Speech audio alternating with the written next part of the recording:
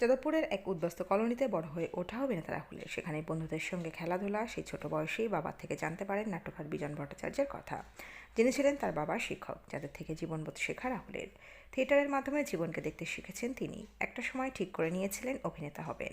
সেই স্বপ্ন পূরণ হয়েছিল তাঁর। শিশুশিল্পী থেকে ধারাবাহিকের অন্যতম মুখ্য চরিত্র, সেখান থেকে সিনেমায় সূচক। বড় পর্দায় পা রেখেই প্রথম সিনেমায় ব্লকবাস্টার অভিনেতা থেকে রাতারাতি হিরো হয়ে উঠলেন তিনি। অনেকটাই বদলে গিয়েছিল জীবন। একদিন বাবার নাটক দেখতে গিয়ে অদ্ভুত এক অনুভূতি হয়েছিল রাহুলের। মঞ্চে তখন জমজমাট পারফরমেন্স চলছে বাবার। রাহুল এন্ট্রি নিতেই সবাই বাবার নাটক ছেড়ে তাকে দেখার জন্য উমরিয়া হয়ে উঠল। স্টেজে দাঁড়িয়ে তার বাবা। এক মুহূর্তে মনে হয়েছিল থিয়েটার বা অভিনেতা নয়, একজন স্টারই বড়। এই দিনের পর মঞ্চ থেকে সরিয়ে নিয়েছিলেন নিজেকে তার বাবা। এরপরই তার বাবা হঠাৎ একদিন কোমায় চলে যায়। সেই দিনের ঘটনার প্রভাব ফেলেছিল সদ্য নাম করা ছেলেটার মনেও। একাকিত্ব ধীরে ধীরে গ্রাস করছিল তাকে।